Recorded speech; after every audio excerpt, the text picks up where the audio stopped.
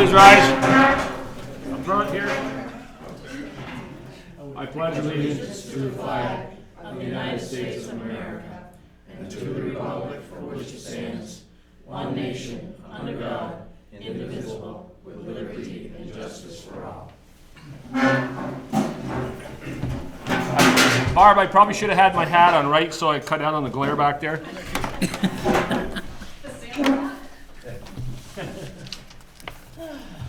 Okay. We have a very busy night tonight. First off, Peter is still ill and will be with us, he promises, by the next meeting. So we're going to jump right into the visitors, and the first one up is Vergennes Partnership. Tara, the floor is yours. Thank you. So Kevin is not able to join us tonight. He's actually over at the National Bank of Middlebury in another meeting talking about the potential of putting a child care center in Vergennes. So he is getting ready, they're getting ready to prepare the report for that, and we should be getting copies of that out soon in the next probably month, I would say. They're working with the Mary Johnson Children's Center, and they're still looking at that piece of land over by the Legion in that area. Oh, really? I thought that could be seniors. Yeah, it's not in the same. No, by the old barn, I thought that was going to be eventually seniors too. A third one? I think it is. There's quite a few different lots in that area. They're looking at. So you guys all got a copy of the report. I'll just go quickly through and just highlight a couple things that I wanted to mention. We did start our annual membership campaign so far. This is as of the first. We've had some contributions come in. We've had 16 contributions of almost $2,000 so far, and we've gotten a few in the last week, so that number's gone up. We did the recreation survey. We had 133 people fill out the survey. I did email out copies of the survey results, and those are also on the partnership website if you want to take a look at them.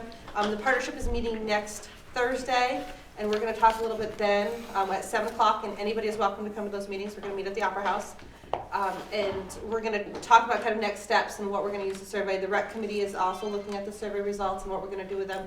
There was some really interesting things. Sorry, that was very distracting. Were you taking? Just keep rolling. You never know what I'm going to do in the meeting. Just keep going. Next time say smile or something. The next thing I wanted to we did a real push for Vergennes Green this year. We did a couple different advertising campaigns. We really pushed on our Facebook page. We sold $5,300 worth of Vergennes Green gift certificates this year compared to 1,000 last year. So that was a huge jump in that. Kevin's also been working on some of the, helping with the Kennedy Brothers transaction and that sale and looking for tenants for that area. And I think that's kind of highlights all the things I want to do. Some things for upcoming that we're doing. We're going to be working with the Opera House to do a mystery event that will be with the area merchants in town. Mel and I are going to start working on a transportation grant. And I'm going to start looking at the survey results and working with the rec committee about some of the other things that we might want to look at. Toddler Park seemed to be a big one on the survey, so look at funding for that in the area, along with enhancing our walking trails. That seems to be one of the big things on the for both the partnership and the rec committee. So I'm going to start looking at grant possibilities and next steps for those things. I drew a lot of interest, if I may ask a question. Sure, absolutely. Down in the Falls Basin, and a Canadian couple having Yes. interest. Is that at a fee or no cost? No cost. We like no cost. Right now. Okay. They're just really, I didn't meet with them, Kevin did, but they love the area and they want to offer whatever services they can. Joe, were you in that meeting with them, or did you hear from them? Which The couple from Montreal that came in? No, I kind of indirectly. I haven't spoken with them directly. They're just interested, they're architects, they're interested in providing the service. Right now, it's all free. Looking at ways that we can improve the use of that area. Oh, good. So, any other questions on this part before I quickly move on to the financial part of it? Anybody have any questions, Tara?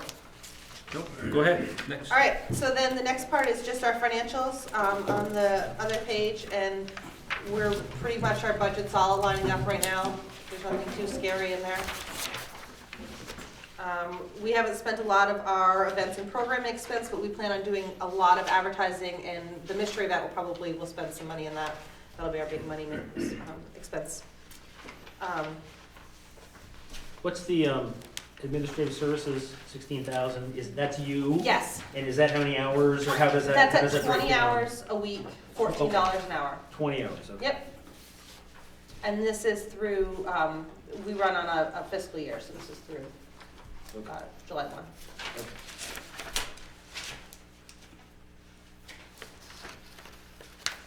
Any other questions? Anyone?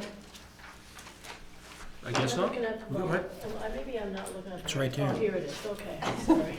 It's okay, I'll give you a second to get over. I have a question, Mike. Go for it. Your FY 2013 budget, expense budget of $20,757, and with a revenue budget of $12,500, so obviously, it's the cash carryover that's getting this thing to balance. Yes. Right? So my question to you is about FY 14, and because, or why don't you just comment at that, because when I look at this, if the expenses for FY 14 are the same as FY 13, you can't do it with that revenue. So I'm curious about what your revenue plan is to get that to be balanced in FY 14. That is the topic for our discussion on the Okay. 17th, so if you don't mind, I'm going to defer the question till Okay. after our 17th, our meeting next week, because that's going to be our question, is to start to work on developing our budget for next year and how that's going to look, and whether we need to look at some different fundraising and funding options. There's been a lot of talk at the state level, and I'm not sure if this is going to happen, about funding the designated downtown programs. You know, when I go to these manager meetings, every town in the state has the same problem, how to fund, because it's a requirement that you have somebody like me when you're a designated downtown in all these towns, but there's no funding for any of these positions. So there's been talk about trying to find some funding to help offset some of the cost of running these programs.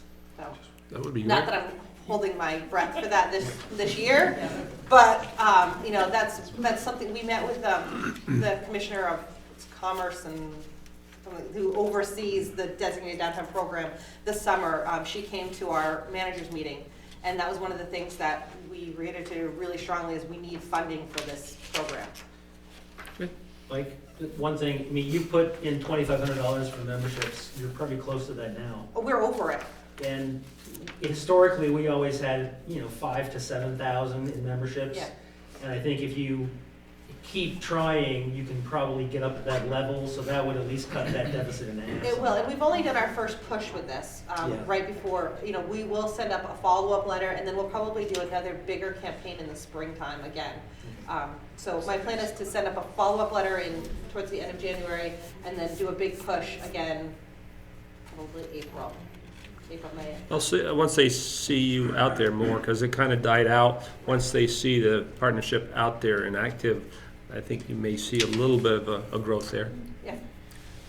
Tara, I was trying to pay attention here, but anyway, did you mention about the next round of grant funding for the downtown program? Did you mention that? I did not. Okay, so we should mention that, because I think that deadline Well, I is- mentioned the transportation grant, that you and I were gonna work on that. That's a different, that's, Okay. well, if that's what if you were referring, when you said that, if you were referring to the downtown program about streetscape projects, or I wasn't sure, I thought I you were might have been referring about referring to the both other. of them. Anyway. Both of them are coming up soon. Right, so the point is, I think that the downtown typical streetscape project that we've been doing here, I think that the grant application is due sometime in February. Beginning of February, yeah. And point is that the partnership has got that on the agenda. I can tell you, we've already designed the section.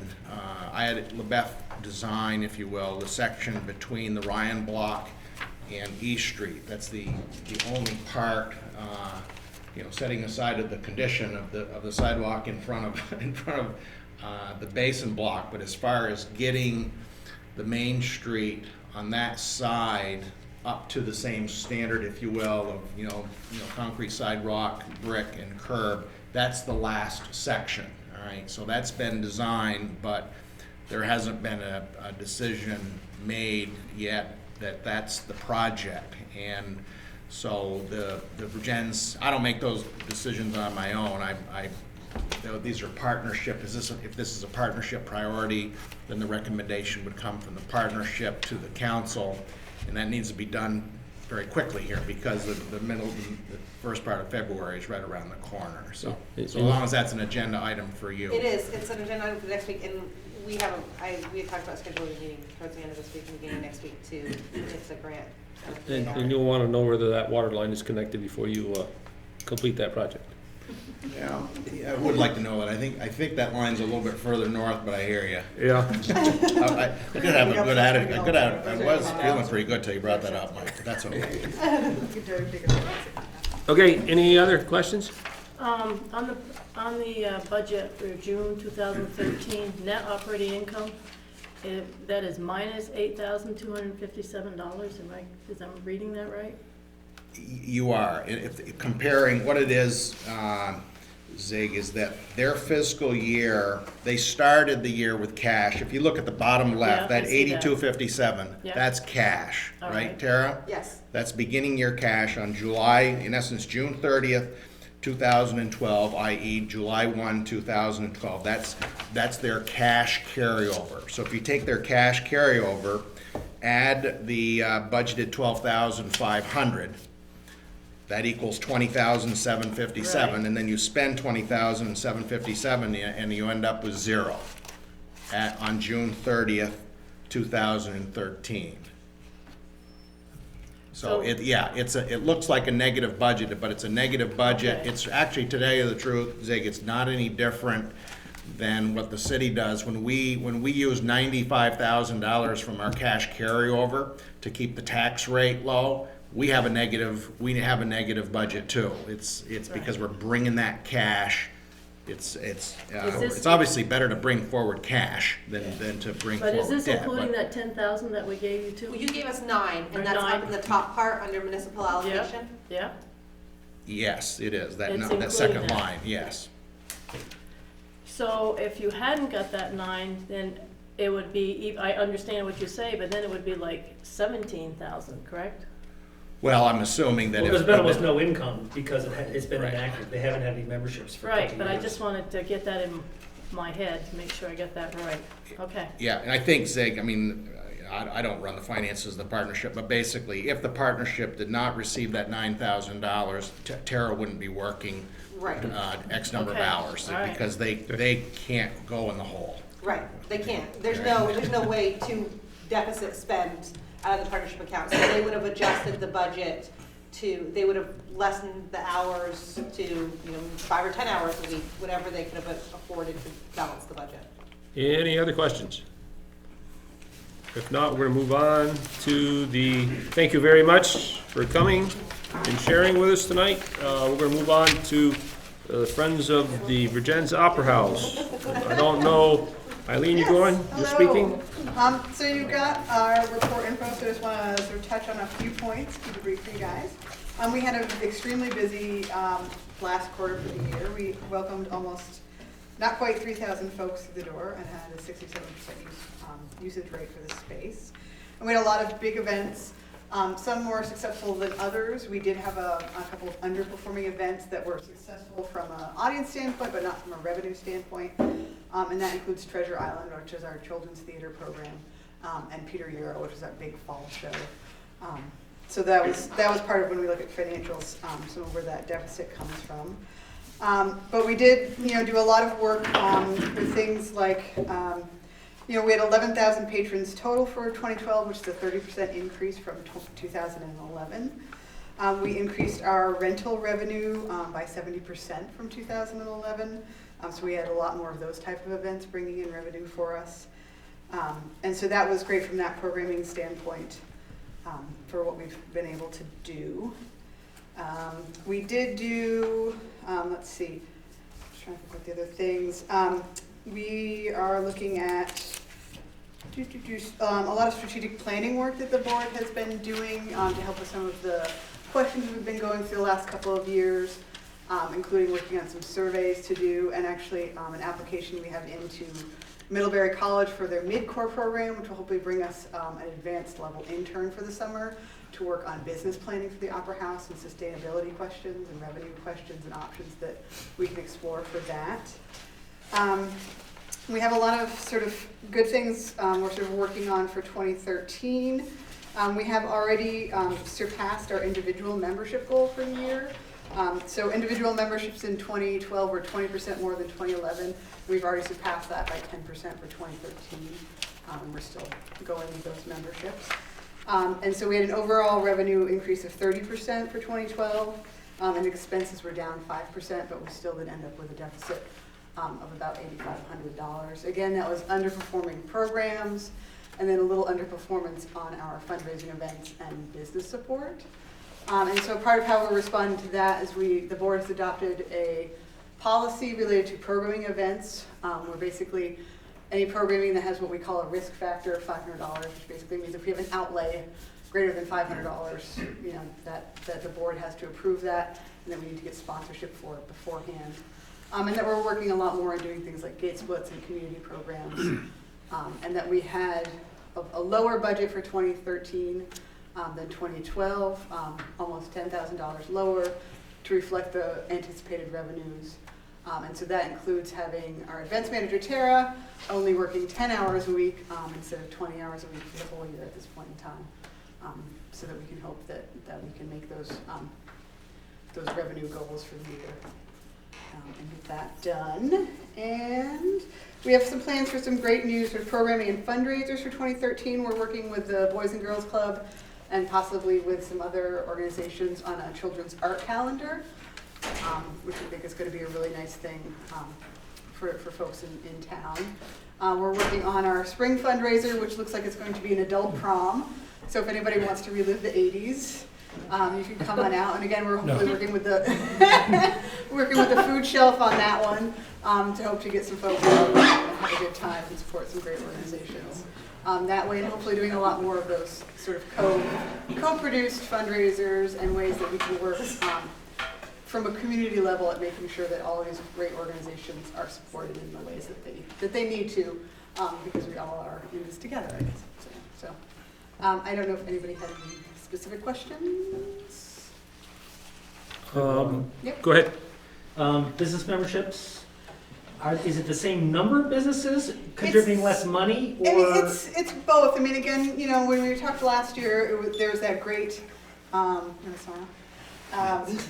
great sort of drop off from 2008, and then that hasn't responded. And it's a similar number, and it's just a lot fewer, sort of, you know, giving at the lower level and not a lot at the higher level. Yeah. We are working aggressively this year already on sort of figuring out some different ways to do that. We're expanding, looking at a few more of the ones that are not only local but regional, like banks and some of those other groups that can get new money. We're also working right now on sort of a revamp of the ladies rally, which is actually going to be what we hope would be a Vergennes rally, with the idea that we're actually bringing in people from RPM Motor customers, I guess you could call them, from out of town that would come in and actually spend a weekend in Vergennes. And so with the idea that again, that could be a fundraiser for the Opera House, the library, Boys and Girls Club, and also get them in town, going to the restaurants, going to the shops, looking at you know, all the great things we have to look at around town, and getting some new money in. So that's our hope for the fall. It's again still in the planning stages, but that's, you know, the way we're working on that kind of thing. Any other questions? Cool. If my memory serves me, it was either the last time that you were here or the time before. I know you've been coming quarterly. Yep. But the Opera House had like 3 buckets of money. There was like a sprinkler project, no pun intended, that bucket. And then you had either, I don't want to call it an endowment, but you had like a reserve account, and then you had your operating account. Do you have numbers for December 31st? And I know that there's I'm trying to think off the top of my head. Basically, our reserve money has been spent. That sort of reserve account money we have spent. We do still have a small endowment, Yep. which is at VCF. That's about $14,000. VC, what's that stand for? Vermont Community Foundation. Foundation. Okay, that's what I'm saying, so there's a 14,000. So that's 14, and about, I forget if it's 4,000, 4,500, somewhere in that, is money that we could potentially take out of that. And the rest of that, the principal is basically endowment, really, we can't particularly Okay, so easily you're touch. saying, okay, so 9,500 you can't touch. I think it's Sounded 10, like- I think 10 was the original amount that they put in, it's somewhere around the 4. Okay. I don't have the numbers yet for how we ended Okay. the year-end balance. All right, so there's 4 that's a bit, So it's that $4,000 unencumbered there. in that. Okay, what's the other one? So we had a Smith Barney account, a cash reserve fund, and that's basically gone. That was Yeah. used up between 2011 and 2012 in the sprinkler project. Okay, So that was sort of where that went to. So that's gone. okay. And the sprinkler, I mean, obviously the sprinkler, the city agreed to front $52,500. We've, just so that folks know, we spent, we in essence, we paid a couple of bills on Yep. May 4th, 16,000 and some change. There's a bill in this warrants to Adams Electric for 8,100. So we're, on our end,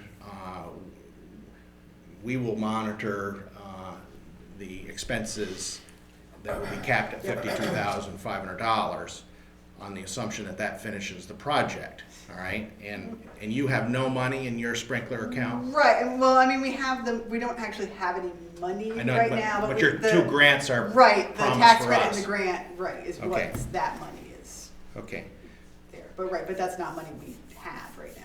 yeah. When Michael mentioned about the thing, I can tell you, this is the project from hell. Oh, God. Okay, and I can tell you, we really don't know what's out in the street.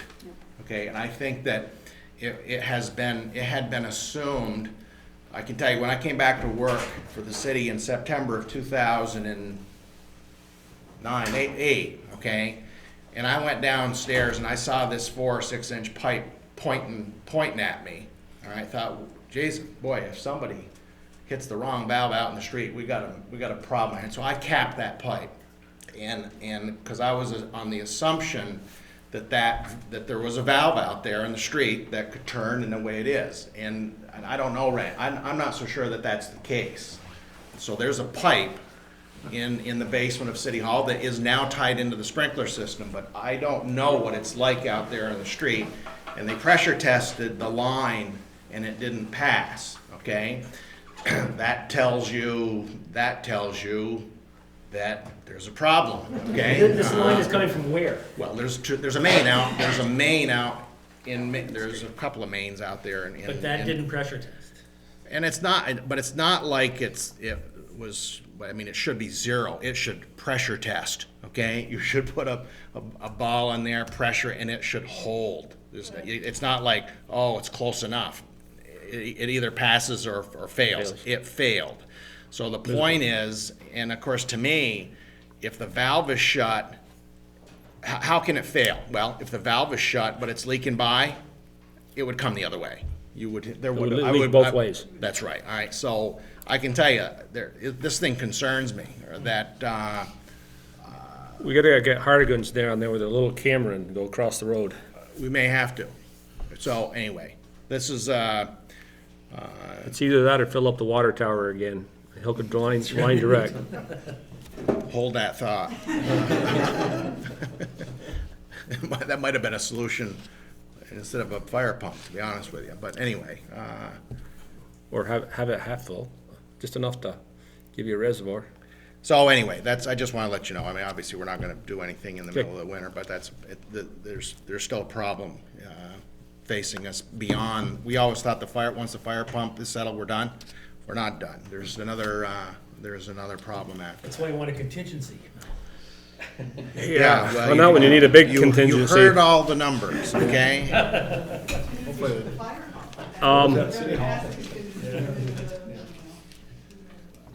Does anybody have any questions that they'd like to ask? Suggestion, during some of your events, see if you can get some smaller advertising, meaning little store here, little store there, and during intermission, do your advertising for Jackman Fuels. Yep, yeah, Or- we're definitely sort of working on a few different ways. You could kind of be like the, what is it down in Nashville? Grand Ole Opry? There you go. Well, you got the Grand Ole Opera House, There we go. so, Thank yeah. you. Okay, while we got here, March 4th, we need to have the Opera House for the town meeting. Great. We'll probably be coming in around noontime, if not before, to set up. And we would ask help with, again, we want to do a slide presentation in the whole 9 yards. Going to try to jazz it up a little bit. As you can see, I'm already getting stuff. Now if it comes out, that's the next trick. Okay, good deal, thank you. That's right on time. We ready Sure, to? absolutely, yeah. Okay. Mike and Chris are here, yeah. What we're going to do, because we have other visitors here, Jay, I don't know if you're here to speak to something tonight? Just quickly, so. I tell you what, you can have 2 minutes, how's that? I can do 2 minutes. Okay. Well, the first piece is, I just want the council to know that, and thank Mel for agreeing to work with our group at the middle school, Vergennes Kids Against Tobacco. He's gonna come and do a presentation with them and talk about, you know, the process of going through having smoke-free public parks in our city. So we know that's a larger process, but the students are really excited about trying to do that. So just to give you a heads up that hopefully that's something that the students at some point will come and present to you, and you know, and we'll go from there. So we've worked out a date, I think next week, Mel's going to come to school. And we're So that just hoping, cut my report by 33%, so that's good. Good, I'm glad I could help.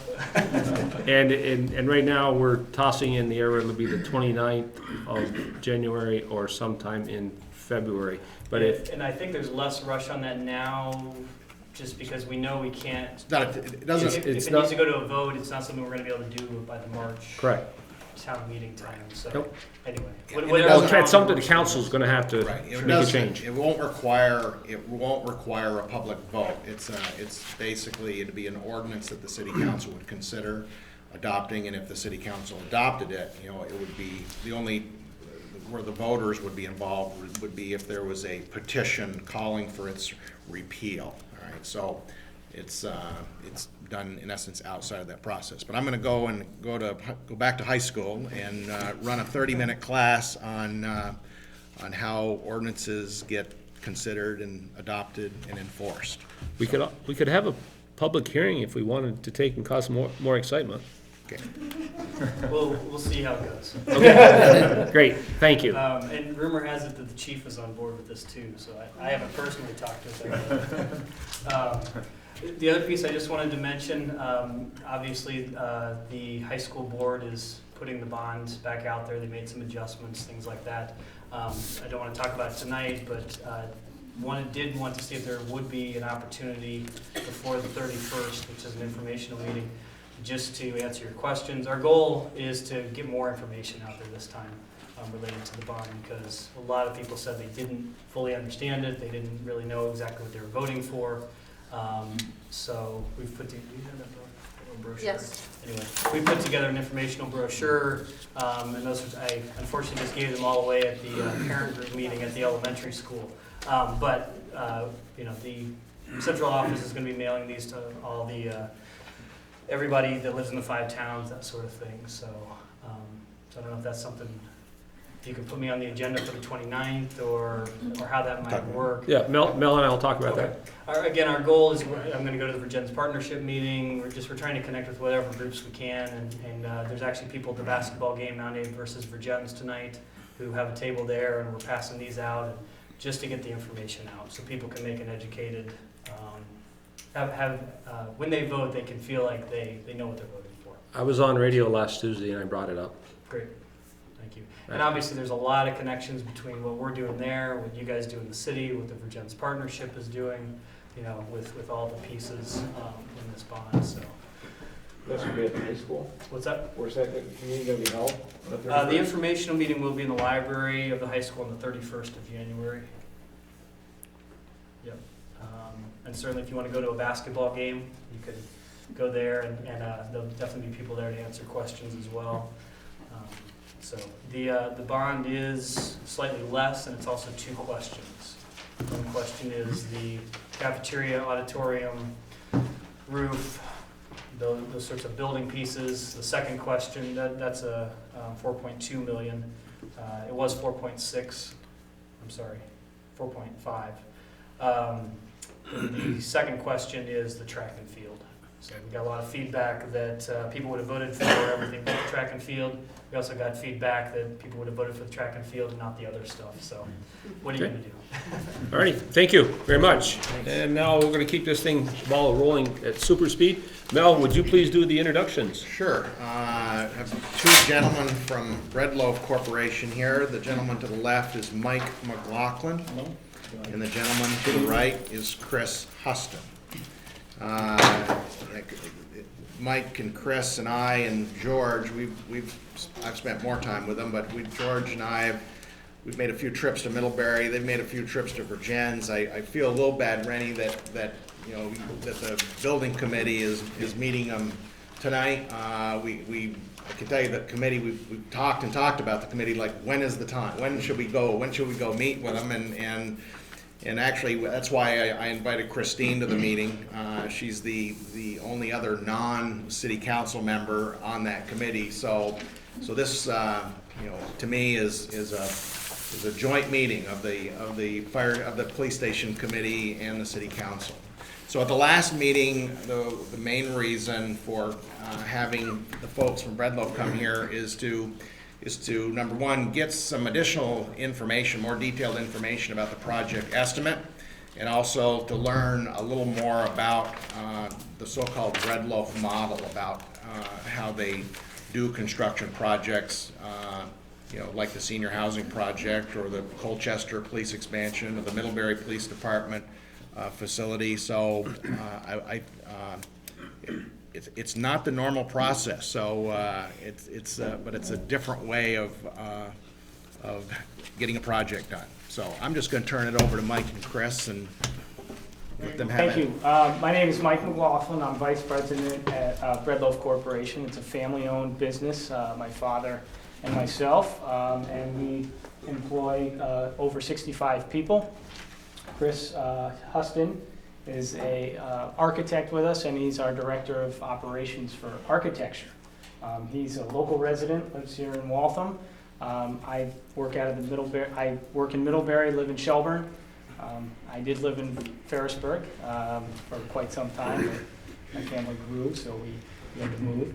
And I wanted to quickly give you a quick snapshot of how we do our model for constructing. And then I wanted to turn it over to Chris to walk through what the next steps are. The model that we're using is a design-build model, and I'd like to update Mel that it's used quite often throughout the construction industry. What we do, which is a little different, is we have the architect right in-house. Chris is under our roof, works with us. He designs the building and works with our construction manager to build the building.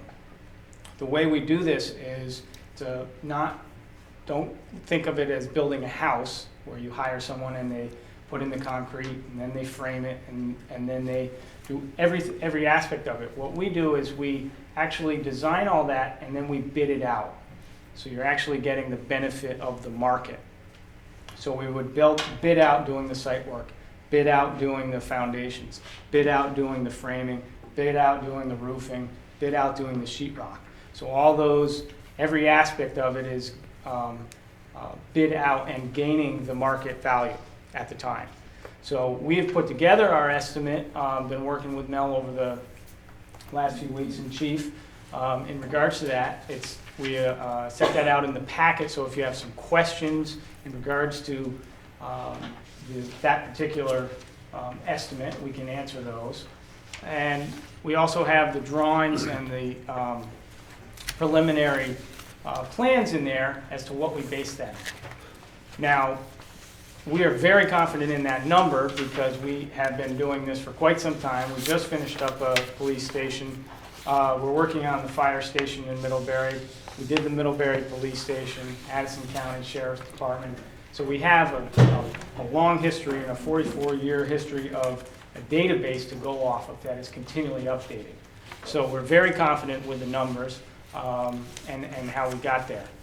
So I'd like to turn it over to Chris just to walk through the next steps and how that works, and then we'd really like to answer any of your questions that you have. Thanks, Mike. So I'll actually keep it fairly brief. The document that I would like to refer to walk us through the steps effectively leading from a successful bond vote through the completion of construction is the document that is the 8.5 by 11, and it's the project schedule. We're using that as the reference tool because it really lays out in fairly straightforward terms the steps from, as I say, successful bond vote through construction completion. And leading from that, obviously there's a fair amount of effort, as Jay was just referring to as well, in informing the residents and your voters as to what the need is and the specifics of the project and the solutions. Upon a successful bond vote, we would jump in very quickly into what's known as the design development phase. So that task is located on the far left-hand column of this spreadsheet. And that phase is effectively taking the current building as it's drawn in plan and elevation and confirming, finalizing materials, making sure that mechanical systems are exactly what the city is looking for in moving forward and what would satisfy the chief and the users moving forward. Along with that step, we would be very quickly identifying mechanical, electrical, and plumbing design build subcontractors who would be bidding on the project, as Mike had stated, and working together with us to develop the engineering of the mechanical systems. And that would be very important to set those in place and then set in motion the next couple of steps. So that first phase is 4 weeks. It's 1 month. We think it is something that can easily be accomplished in that time, but it will be a focused effort. Leading from that stage we would also be looking at the various permits that would be required and getting those pieces in place to move forward. The next phase is called the construction and contract document phase. It really finalizes the engineering. In that phase, we write specifications, we complete our construction documents, which would illustrate the exact dimensions, door openings, window sizes, all those sorts of things. It would specify the exact, the color of the metal roof and the width of the metal panel and things of that nature. We would, in this phase, also update the cost estimate that we'll be talking about tonight, as well as updating the project schedule to make sure that those pieces are in alignment. You would have already approved the bond vote and established the construction number. So in working together as an architect, working together in an integrated team, we can make sure that those pieces are tracking in accordance with the budget. At this time, we'd also develop the subcontractor bid list. So as Mike had mentioned, we would review with you the wide range of local and regional subcontractors that we would be sending the drawings to so they could bid on the project. And as Mike said, all the way through, we would look to get at least 3 subcontractors, maybe 4 or 5 for every division, every aspect of the work. Concurrent with that would be our permitting phase, which would typically be about a 90-day phase. So you see that we start that in early April, and that runs all the way through the end of June. So there's overlapping activities there. And then we roll right into the bidding and negotiation phase. So we've completed the drawings and all the associated engineering. We put all those drawings out to bid, and then we receive the bids, we evaluate them, review the bid results with you.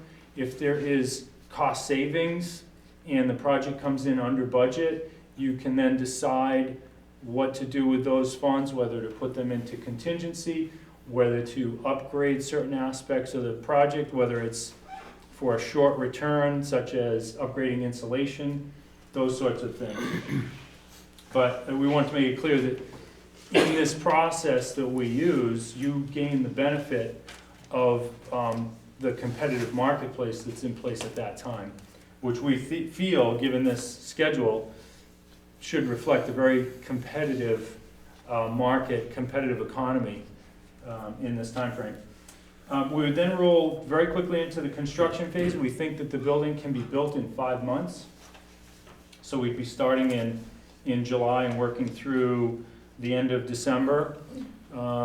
We think that the design has evolved so that it's very simple, yet functional. We don't feel that there's any kind of frivolous aspects to the building. It's solid and will function for its intended purposes, but it's also fairly simple to build. So we think that can be accomplished in 5 months. And then, of course, there's the project closeout phase, where we're looking at training and those sorts of things. So with that, we'll open it up. Yeah, to we'd any like to, if you have questions, wanted to open that up to you guys. Okay. Council, anybody have any questions? Go ahead, Denny. Well, I'm assuming that when you bid out for the various contractors, Yep. that if, say, all the contractors come in and the total ends up being more than the budgeted amount, then my assumption is that we would have to sit down with you to see what we would trim off, or do you rebid, or what happens if that occurs? Sure. That's great. We were discussing that can happen, and what we need to do is then look at the project and say, how far off are we, and where can we make this work? Good example would be standing seam roof, okay? Let's go to asphalt shingle. What's the cost difference and how much does that save? Programmatically, we're pretty tight. Where could we save? Where could we, skinny up some more? Now, in this particular estimate that we put together, we were conservative in regards to putting that together so you're not so tight that you're going to miss something. Our interest is to make sure that you are covered and the building is complete. You don't want to go in so tight and say, well, there's no flooring in there. This is a complete building to get everything. So yes, at that point, you would want to start looking at value engineering to see what you could, to bring it back into line. And I think along with that, Rennie, I think that as the process evolves, as we're engineering it and developing the drawings, we're also looking at those opportunities. So it's not at the very end. We would have that discussion with you, with the chief, and looking at the various components of the building and always evaluating for the best use and the best value of every dollar that's associated with the project.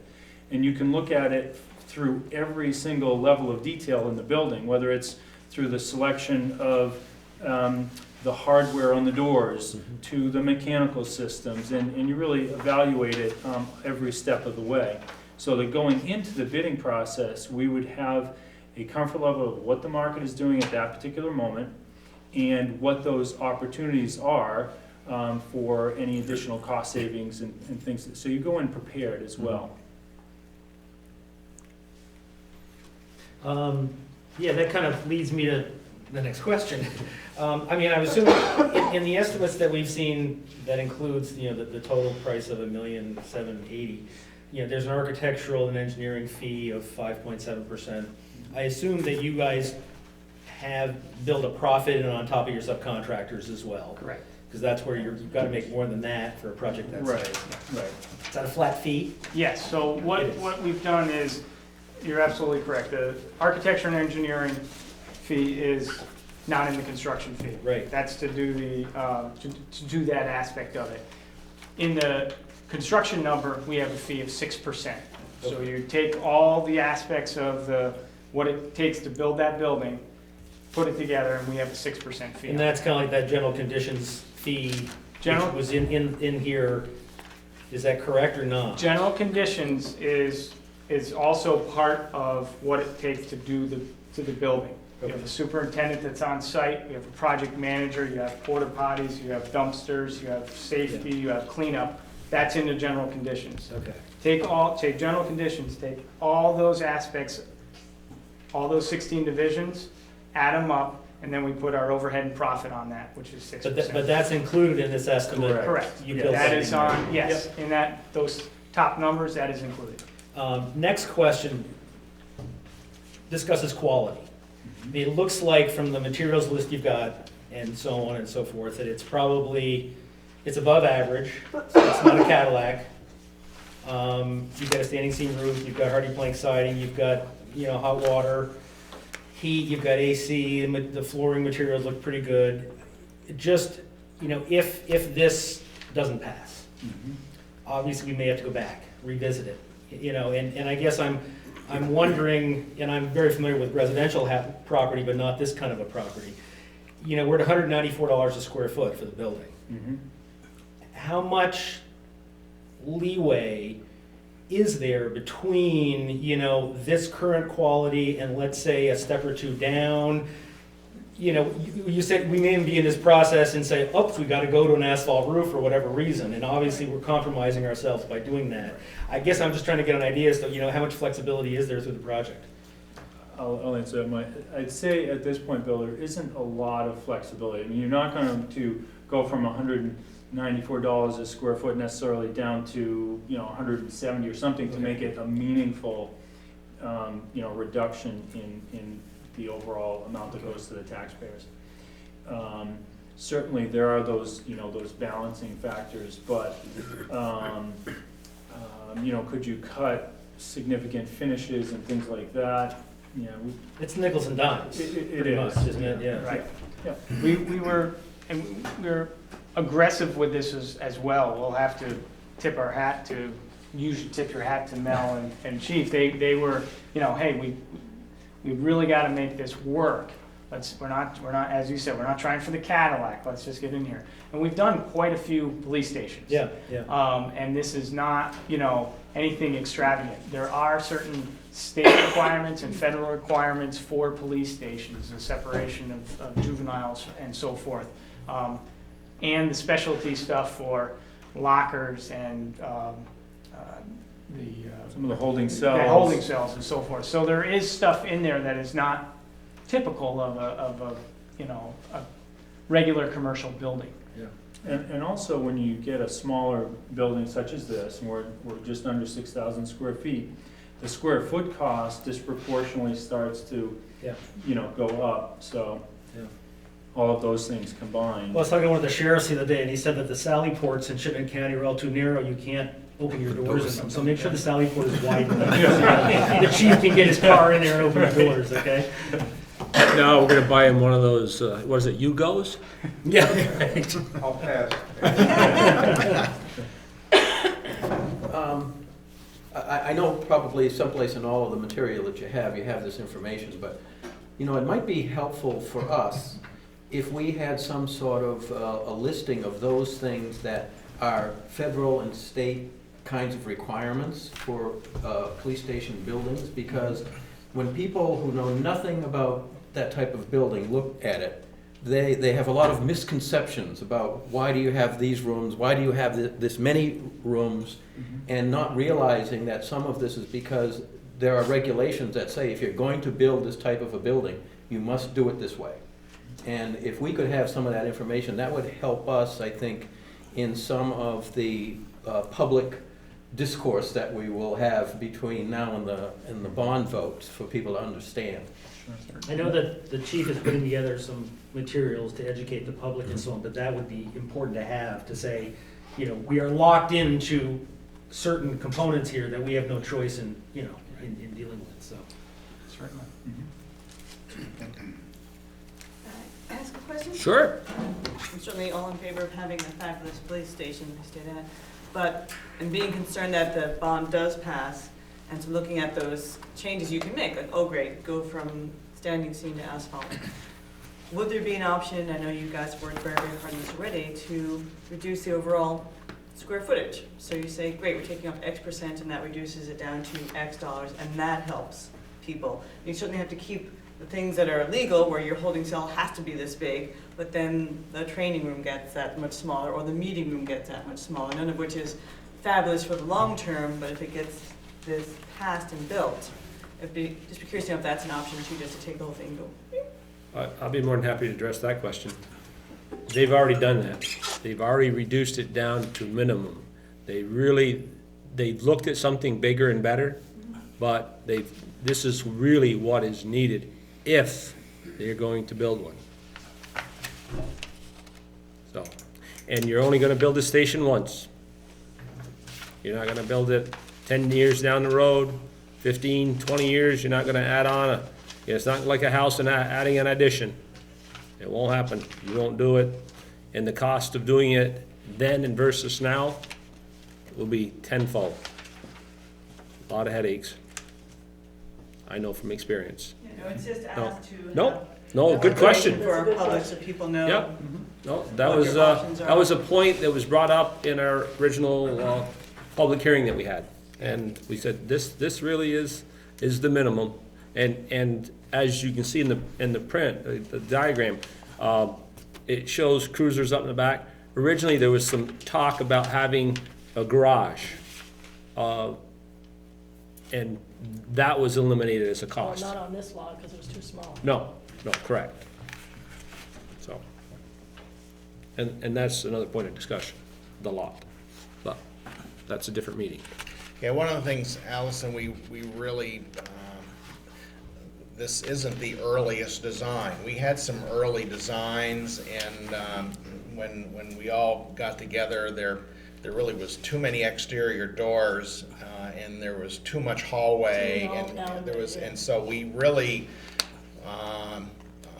number one, we wanted to sort out the code to say, listen, you know, because I know, like in warehouses, you have to have an exit within X number of feet from anywhere, and you know, so some of those rules apply. Well, I think one of the earlier designs had 4 to 6 doors out there, and where there's a door, there's a hallway. Well, anyway, we played the Chinese square game and got it around and got rid of it, so that there's really only 2 so-called man doors, and obviously two overhead doors, and very limited hallway. And I think that we probably cut probably 400 square feet in that effort off from the building, without sacrificing, you know, so that, you know, people aren't like this. I think you'll find that the office sizes, sure, can a 144 square foot office be 132? Of course it can, all right? But, you know, as like Mike says, you know, if you take like the records room, if the records room is too small, you made a big mistake, because you can't grow the records room in the middle of a building. So I can tell you, we worked real hard at getting these sizes correct, and we used other police. One of the questions that George and I'm sure Chris asked people that are in their station: what did we do right? What did we do wrong? All right, because I can tell you, George and I, we're crazy about this. We're going nuts with it, because I tell you, we just want it perfect, and so there really isn't, there really isn't anything there. I think we already peeled that off. Public information to get the word out there. It's obviously a very lovely, square, simple building, and I like things that are simple and square. So that's one of the things, one of those things that might come up as the public talks about it. One of the things that we did in the front of the building, it took away, to me, a little bit of the attractiveness, was to remove the vestibule, all right? You know, I can tell you, you take what Bill's right in the numbers, you know, if you've got a 100 square foot vestibule, you know, at $194 a square foot, that's a check, okay? So, you know, we looked at that and said, really, does the lobby need to be this big? I mean, how many people are waiting in the lobby? And so we re-examined that and chopped it off. You need an Audi now. That's right, exactly. So, you know, I think that I think at one of the meetings, somebody said you're gonna have to go to Plan B, and it's actually Plan D. We went there, you know, there's no need to, we didn't go that route. We went right to what really do we need. But we don't want it, so we give everybody a number, they sit in their car and we go over a PA system. Number 27. Next. So- One of the problems, obviously, some of the earlier estimates that you had a contingency in there, you know, that your so-called standard contingency of, 200 and some odd $1,000. And, I forced that out of the budget. And I can tell you, Mike and Chris, they got tough on me a little bit, but, I don't think you need a contingency. This is a fairly simple building. And if they've done a lot of them, then they should know what they're doing, okay? So to me, having to have a $200,000 contingency is a sign of lack of confidence in your own numbers, all right? So get rid of that thing and let's be confident of our numbers. And you're not shaking, are you, Mike? Yeah, but, I can tell you, it does concern me a little bit, that there is no contingency here. And, so what do? Well, we have a water tower fund, that's got some money in it, but we don't have lots of buckets to fall back on, but that's one of them, all right? That's one of them that we can, it's something that, some towns don't have. They have to budget contingency because they don't have a bucket around to do it. So that's really kind of our insurance policy for this project potentially, but it's not a bottomless pit, of money. If the roof, I think before we went from standing seam to asphalt, I think you'd look real hard at that and say, we're being penny wise and pound foolish on this one. Let's go on the side of long-term, zero maintenance decision. 30 years versus 50 and the difference in cost. Right. Yeah. Right. The other thing, let me just tell you, is that we have not made a decision about the land yet. This budget only shows the $240,000. It does not show the purchase of any land from Vermont industrial parks. We don't have to buy it on day one, Carrera will work with us, but at some point, we gotta make a decision, because it does move the location of parking. We can't wait till the paving truck shows up and call up Carrera and say, yeah, we'll take 23.5 feet. So, I think we probably gotta make that decision, we don't need to make it today, but it's a decision that we're gonna have to make. David? Regarding the contingency, sounds like you're proposing maybe paying it through the water tower fund. Seems to me that a bond and spreading that cost out would be better than throwing, any cost that comes out against a budget in that year against the water tower fund.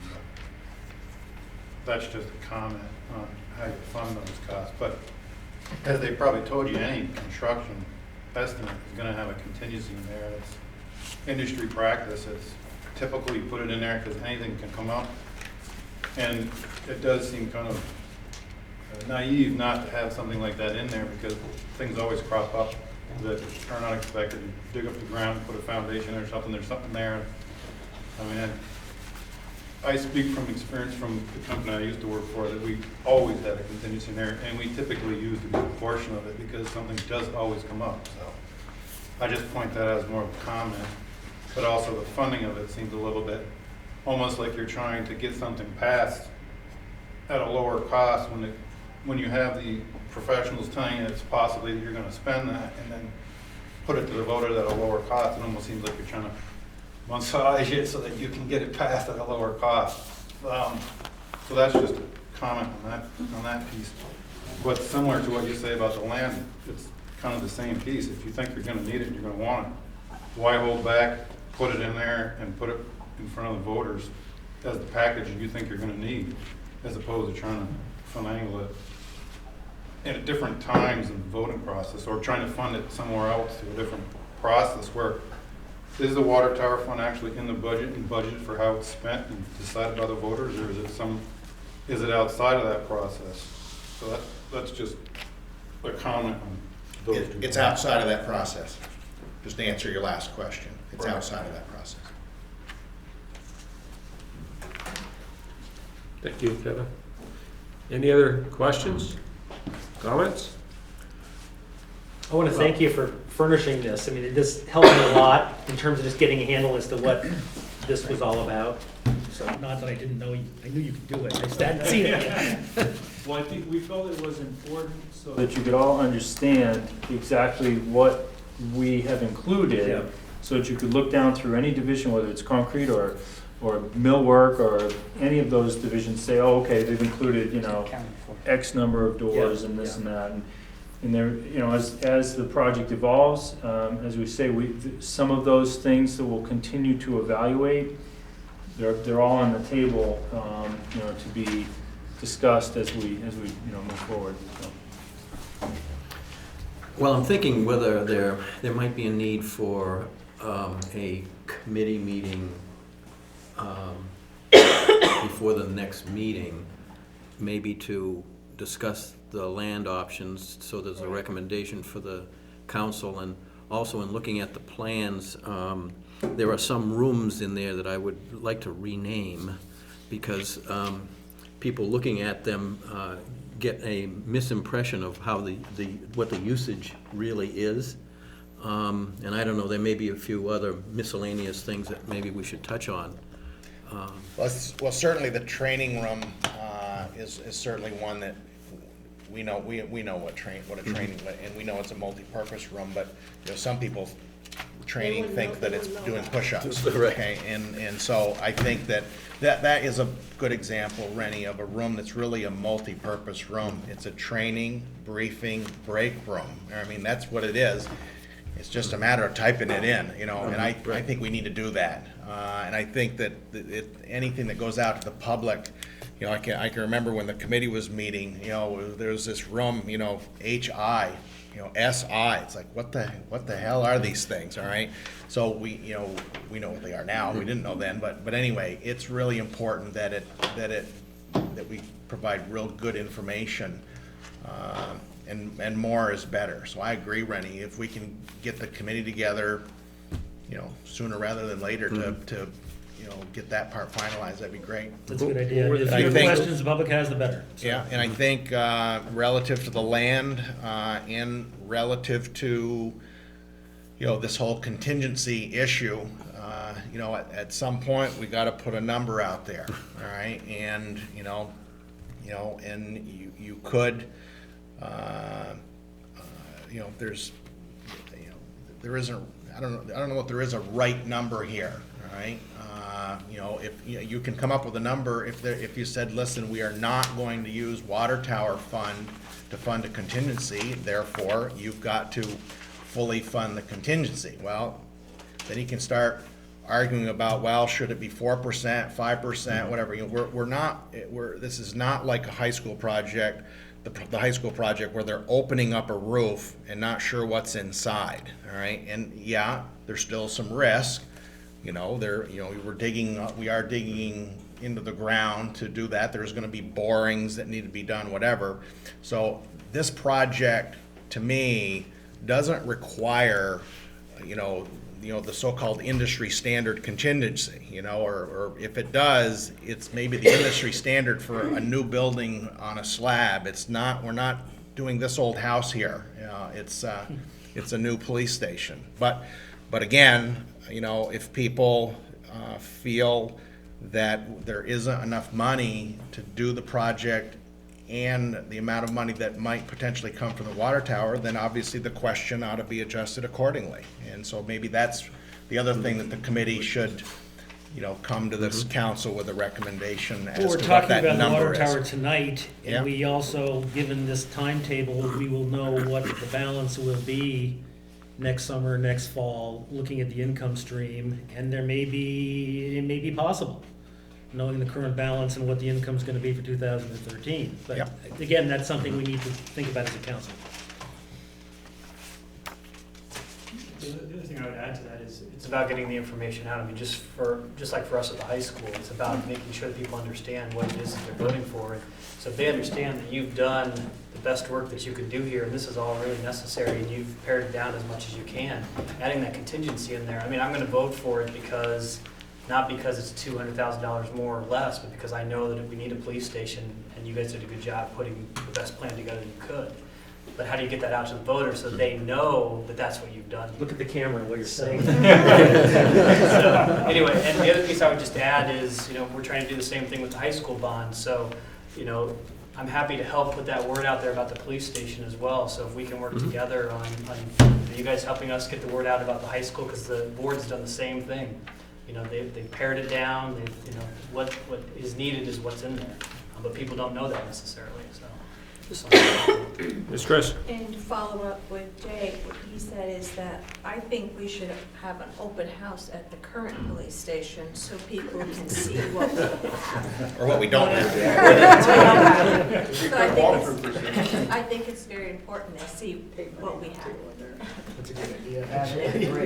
They'll have to take numbers and stand outside. That's right. Serve refreshment, charge a small entry fee, help pay for the contingency. Good idea. Close off all the other parts so that they Yep. really see what is on And shackle them to the chair so they get a sample feeling, not want to come We back. can have some real life props there, man. I bet you could. Excellent. Any other conversations, comments? Rennie, you're gonna call a meeting, Yes. okay? You guys work that out? What do we tell Mike and Chris? You let us know what the next steps are on your end, once you have that. We're really happy. If you have any questions come up, either get in touch with us directly or ask Mel, and we'll get those answers to you, no problem. And we do appreciate the time, and it's a really good project. This has been long overdue. I've been going through Vergennes ever since I was able to drive, and it's long overdue, so. I'm kind of wondering if it would be a good idea, because we are going to have a public hearing, is to have their representation here. So if there is some questions thrown that are curbs that we haven't seen yet, that Chris will definitely, Chris will be here. Mike may be here. okay? But certainly they've agreed to certainly be present at that informational meeting. Good, excellent. Thank you, everybody, for coming tonight. Really appreciate that. Any other discussion on the police station at this point, people? If not, I'll try to locate my agenda in my, You need an agenda? no, I got it. I got it. Okay, we're gonna jump back to warrants. Does anybody have any questions on the warrants for Mel? No questions on the warrants for Mel. Okay, then I'm gonna ask for a motion to approve the city council meeting for December 18th, 2012. Make said motion. Randy makes a motion. Do I have a second? Joe seconds it. Any omissions, corrections, or errors? Joe? Only one that I noticed is in senators and representatives, Senator Ayer is spelled without an S. Oh. Good catch. And- Well, sometimes she is, sometimes she's not. And the other thing is, when I introduced them, it was Senator-elect Bray. because he was not a senator yet. So it was senator-elect. Huh? Tomorrow. Tomorrow. Is that what it is? Tomorrow, I believe, yep. So, those two. So we have a motion, and a few corrections. All those in favor? Aye. Opposed? So carried. All right,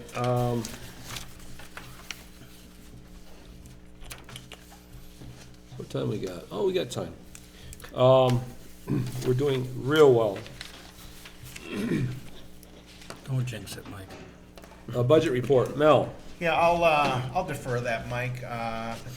You know, obviously, let me just tell you that we, in the warrants, was the first quarterly payment of our insurance to VLCT. They're on a calendar year basis. So obviously, we're just into January, so all of the insurances in the budget are very skewed, all right? They should be around 75%.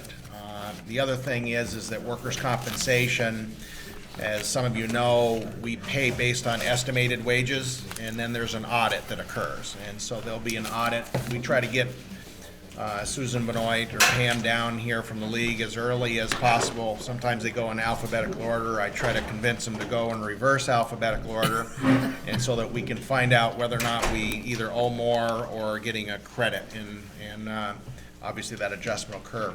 We haven't paid any salt bills, but trust me, I got all kinds of slips in the Cargill folder, so be sitting down on January 29th to, because that Cargill bill is not going to be small. That's all I had, Mike. Well, it's all gonna warm up and melt this week. Good. Question about the budget? Sure.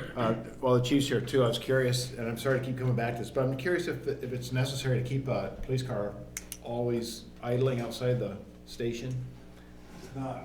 We've been working on that. One of the problems we had recently is with the computer problems.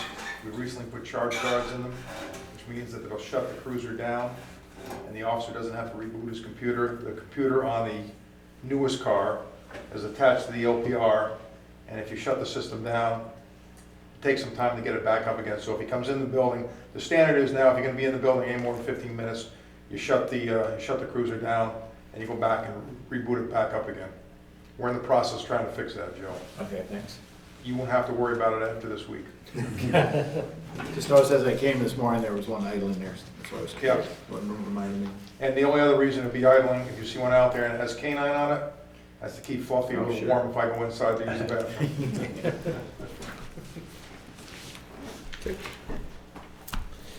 bathroom. Okay, any other questions as far as budget report? If not, we'll go to committee. Anybody have anything as far as committee reports? We're trying to get we should have a recreation committee meeting this week or next. Okay. Try to get some, a lot of energy on that group, so try to get something going this week to finalize some information. I Harness that understand, energy. Yes, that's right. I understand that there was a few calls for shoveling, but the downside was that all the kids were out at Job Corps, so the shoveling didn't take place. That is correct. I got some calls as well. Matter of fact, I almost got talked into going shoveling. My wife says, "You're not gonna do that. You got your own driveway." So luckily, the lady's son was able to do it, so. Yep, but they're back as of today. Today. Okay. All right. Any other committees?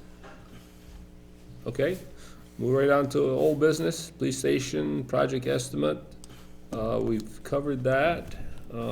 City manager's report. Mel, sorry to take some of the one out of your That's sale. okay. All right, I just want to report on a couple things.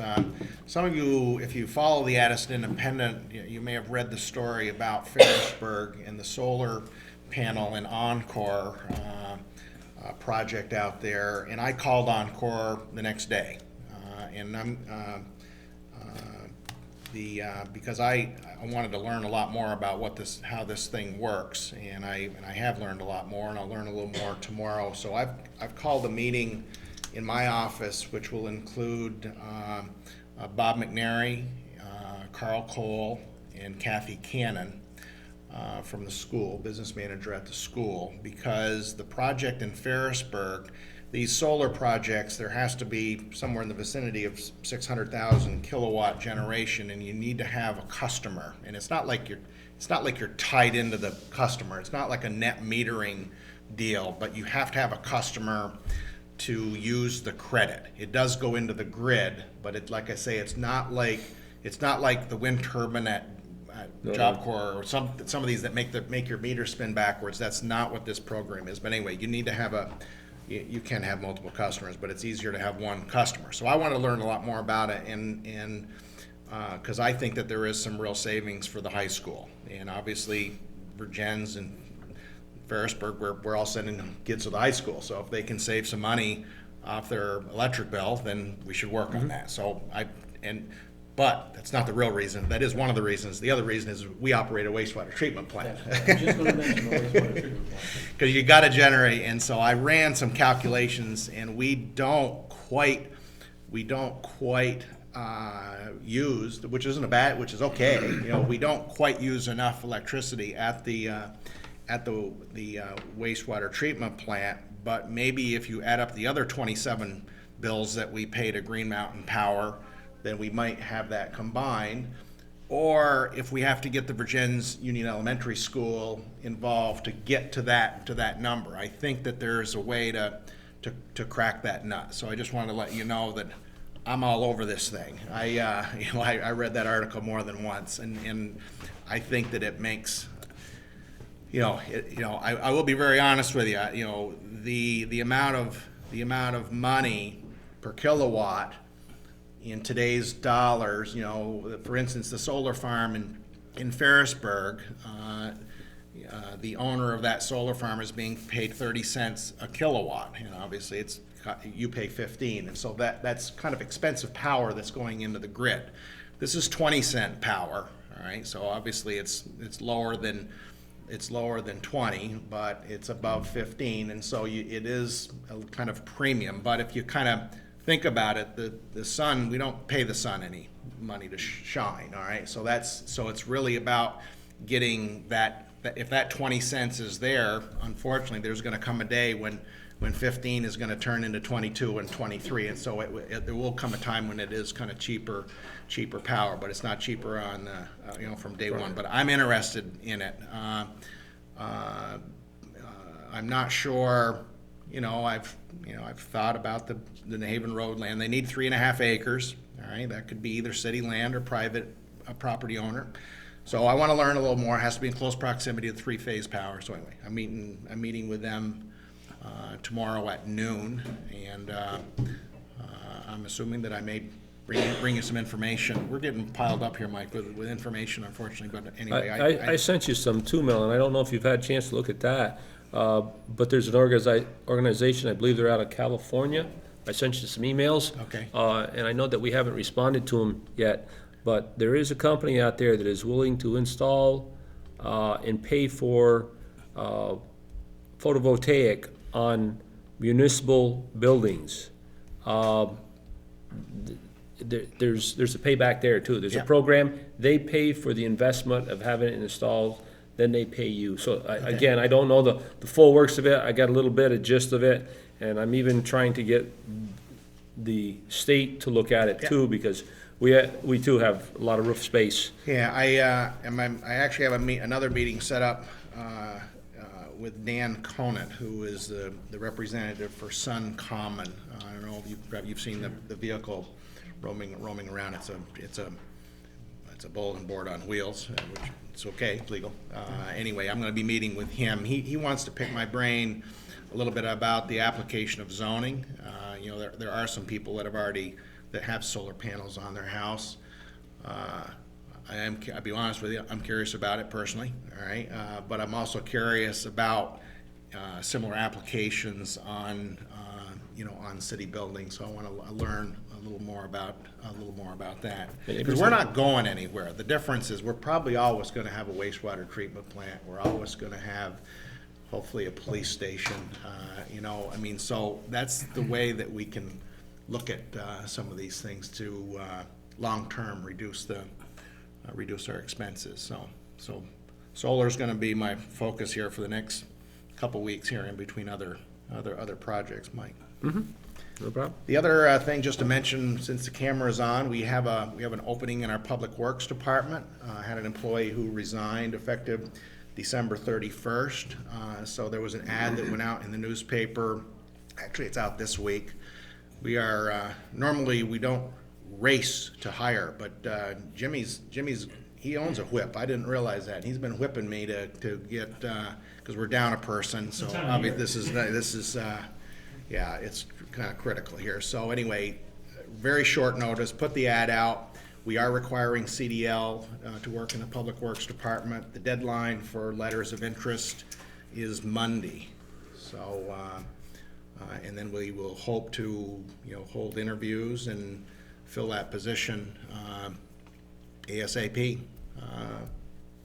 So, I mean, obviously, if somebody is changing jobs, they may have to give a 2-week notice, you know, I mean, so there could be a little bit more of a delay, but we're trying to fill this position as quickly as we can. And you can mention that other position? And the other position, the part-time position of the accounts payable clerk, I have not put that ad out. I can't find it on my computer, Mike, but I'll find it and get that out. And so we'll fill that position hopefully within the next month, I'm gonna say. But it wasn't in the folder that I thought it was in, but I'll have Microsoft find it in the morning. It's gotta be in there somewhere. Okay. Any questions of Mel from any of the council members? Randy? Curious on who resigned. Lyle Swinton resigned. No kidding. Yeah. Okay, Rennie's up, then you are, Ziggy? Well, I just wanted to make a comment about the alternate energy use. Back when I was doing this stuff, I really wanted to look into having a wind generation at the waste treatment plant, because you know how large that electric bill is. Then solar wasn't so up there as far as usage and efficiency. But I'm really glad that you're looking into that. That there are some places that we could really save some money by using alternate energy sources. We're running some issues with the wind turbine over at Northland that I could tell you about if you ever have a minute. But you probably will see it. I know. I know court. about some of it. Well, I'll tell you, you know, you see the bills to Green Mountain Power. We, you know, the monthly, the last time we cut a check to Green Mountain Power was $8,111 for the month. So, you know, it's $100,000 we pay Green Mountain, and about half of that is, sorry, George, that's what it goes, what it is. I think the sewer bill, I know that the sewer plant in the wintertime is about $3,900 a month, and in the summertime, because we have to put the lagoon on high air, it's about $4,900 a month. So it's a $60,000 ticket. I've got two buildings, and each of them are about $250,000 a year for electricity. Ziggy? Well, and Chris was leaving, so I won't forget this. Mel, could you send her this whole packet? She didn't get anything on it. Please, did Chris Collette? Oh, sure, absolutely. I had an extra one here. I'm sorry. I will hand deliver that, Because I'll walk out of Christine, here and tomorrow. forget to tell you. So Okay, I'm got it. Yeah. We will get that to her. Great. New business, I believe we're at, unless some other people have questions of Mel. Not a question, but just a comment, just on behalf, I just want to thank the Public Works Department for being there for us Saturday morning for the Lions Club for the tree mulching. Really helpful to have them there. Good point, and they had plowed the night before. Yeah, they were great. Yep, they're doing a super job. You even have to bring Les back in from time to time. Yes, we did. I asked him about it. You gonna apply, Les? He says, no way. I like that retirement. So, okay, item number A, water tower funding policy. Who wants to start? Mel or Bill? Yeah, Bill can start. We, I'll rest. Mel and I went back and I did a draft after our last meeting about some of the points we discussed, gave it to Mel, he made a few revisions, and You know, it's fairly simple, fairly straightforward, but I think what it does is define where the money can be used, and basically it's long-term capital improvements to municipal facilities. The number that we decided we might want to put in a reserve fund is 30% each year. You know, the current revenue is $100,000 a year, give or take, so we were looking at $30,000 now, and it's going to go to $160,000 within 10 years, well, 7 or 8 years. So it's a decent chunk of money we are setting aside that should more than double the length of the usefulness of the fund, you know, when those leases run out. Criteria for expenditures, just, you know, things that benefit the citizens of Vergennes, promote projects that are in the municipal plan, promote economic development, use the money as leverage the money with other grants whenever possible. The only item that we really didn't have an answer for, and we discussed it last meeting, it didn't come up with a decision, I don't think, was who makes the decisions as to the allocation of the money that's spent each year. One was to let the council decide. Melvin may say, well, we have these projects and we talk about it and we decide how much to spend. The other was to have, in my opinion, a more inclusive group that might represent, you know, the city council, the planning commission, development review board, recreation committee, perhaps the partnership.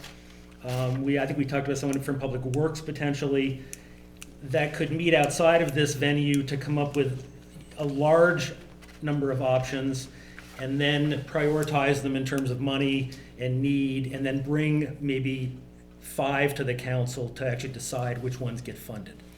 So that's up for discussion. You can read this and we can talk about it now, we can talk about it the next meeting. But I think that, you know, it's not that, all it is a policy and some guidance for future councils. Randy would like the floor. Well, I think when we first started talking about this, I had mentioned the fact of wanting to have some sort of group to kind of review it. So obviously, I'm in favor of the option that has this committee. And that committee can change in terms of size or, you know, that's up for discussion too. Yeah. So. No, I like the way it's laid out, and they're advisory anyhow, so the council still is the one making the final decision as to what's going to be done. So my preference would be to go the committee route and get that input. The rest of it, I think, looks great. The only question mark that I had, and I go back and forth on this one, and that is, we did use the fund just recently to fund organizations that were key to, at least we figured that they were key to the downtown thriving, you know, the Vergennes Partnership, the Opera House, and so on. And I think it makes a lot of sense to have a fund like this going towards capital improvements. I mean, that's definitely the primary source. I just vacillate as to whether we should also have the ability to fund any kind of economic development effort in there, the opportunity to do that. And that could range from a number of things. It could be, again, supporting the partnership, or it could be some other initiative that may be going on in the downtown area, or maybe even someplace else in the city, that we think should be supported by the city, but not necessarily with tax dollars. That's the only question mark that I have. Well, I understand where you're coming from. I've heard citizens, they've come to me and said, we would like, if you're going to use the funds, the water tower funds, we'd rather have it in their choice if they were going to support a particular organization. And so Mel and I were leaning that there is a process in place where if you want city funds, You apply for them with a petition, they get warned and put to a vote. That way, all the citizens, I'm not hearing all the citizens, I'm hearing the negative citizen, I shouldn't say negative. I'm hearing the citizens that don't want the money to come out of the water tower fund to go to those two organizations. There might be a lot more that want it to. So if it was put to a vote, that would settle it. I mean, thinking. Well, you know me and policies. This was started out to be at the discretion of the city council for whatever was to be brought in front of us. And one thing I didn't want to do, to have anything singled out in particular for any little thing, and I'm not little thing, but for some particular item. It was not planned to ever be that way. It was planned to be that if we needed it, it was there for us to fall back on. If somebody wanted to come forward, just like you just said, then the city council will decide and do what they have to do. The one thing I'm concerned about, like Rennie, you're for it, I'm not for this committee. I think this should be left with the city council. Like Mal, what do you think? You're for this? I'm not sure. I emailed Bill. I'm not so sure that the committee, serves a purpose that the city council can't do on its own, to be honest with you. The other thing that I don't want to say that it causes, some bureaucracy, but I can tell you that if this is the policy and there's some grant that comes up, suddenly I can't deal with. I gotta go and gather up this committee, and one of the earlier ones, Bill, I don't know, like here where it says the committee shall review ideas and proposals and submit a prior to its list to review in April, and I understand why that was done, was because it was trying to line it up with the budget. The problem is with that is that, and this isn't saying that you can't talk about it outside of April. I know that, but the reality of it is that a grant comes up, and you need to react fairly quickly. All right, add a couple of sentences saying that in the event that there's a timely decision, it's ultimately our decision. Yeah. I think we could make a decision at any point in time if we deem it to be of that importance. Right. And I guess the thing I wonder about is whether or not is our municipal plan. If it's very possible that we have the answers to all of this stuff already, and it's in our city plan, and it's already in policy. All right. Now, then you have to place priority. Well, that's a project. All right. And I can tell you, in the case of the Planning Commission, when Shannon was when Shannon was here at the last meeting, he was trying to describe to you what the Planning Commission is doing right now. The municipal plan has 133 policies in it. Neil Curtis and I worked on trying to come up, I think I've shared that with you, Bill, come up with the columns of which group or groups own each and every policy. And Shannon and I worked on that, and we came up with 38 of them are basically owned by the Planning Commission, and the Planning Commission is taking that 38 and trying to come up with 5 to work on. I think the City Council, needs to do that same thing, and I think that's where the answer is. I'm feeling as if this committee isn't necessarily adding anything new, because we already have a plan that already has the policies in it. If there's perfect communication, I think you're right, but I'm not sure that the other people that would like input, currently anyway, don't know about the fund, or they don't know what it's used for. This could be used for some recreational improvements. Could be. Now, Yeah. they've never thought about using this, I'm sure. Well, they have their own. I know, but it's, but that's where you get into a lot of different things, and I think that, I don't know, I've talked to Jimmy Laro, I know there's some things he'd love to do. I'm not sure he's ever shared them with you or the mayor in terms of improvements at the Public Works facility. Sure. And that's where I guess, if something is outside of this group, they can come up with some creative ideas that might make a lot of sense, that might not ever otherwise be, brought up. Right. And that's the only reason I think that this might, and it doesn't have to be even formal. I mean, we can change this, but I think we have to make sure that everybody's a chance.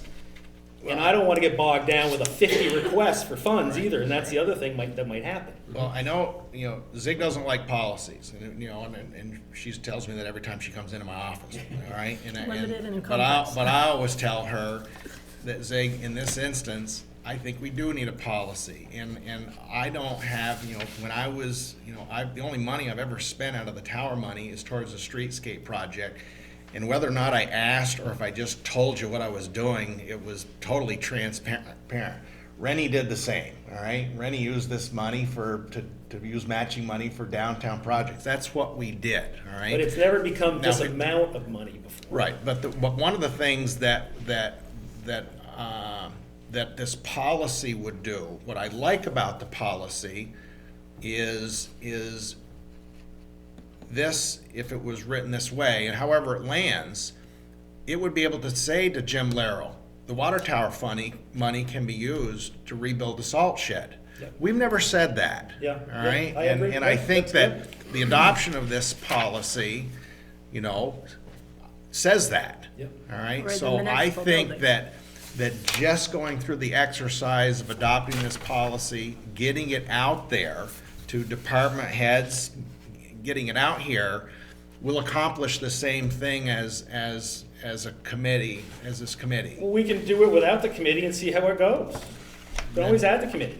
The only thing I like about a committee, okay, external to the council, or at least with a few on there, it draws involvement from many. And that's what you need within your city. Too many times, it's a very few. If very few get burned out, then you lose the enthusiasm. Gain the momentum, get the enthusiasm, get as many people involved as you can, and grow it. Don't shrink it. I was just gonna say, I kinda like the model, I think a policy outlining, say, a mission statement or something for this fund, I guess is kind of what we're talking about here, to help guide us in terms of how to use this money. I sort of like the model we have on the Recreation Committee, where we have a group of people setting priorities and making recommendations, but not necessarily deciding how the money's gonna be used in the end. So, I mean, that's kind of how I would see it. I like Ziggy's idea that the fund is available to the city council as a discretionary fund for things, but we need a description of how, to maybe guide those decisions about how that's gonna be used. So I think that's kind of what you're saying. Yes. Yeah.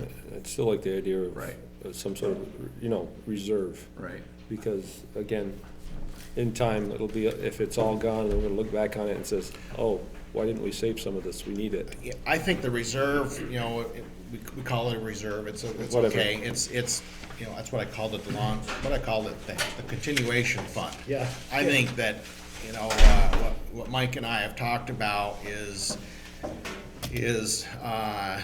I think the money was gone, but by the time you came in too, Rennie, I mean, the Job Corps money. No, he was, That you- no, it was just a there little was bit a little left. left, okay? About, But not much. about $150,000. It was more than you left me. Let me just say that.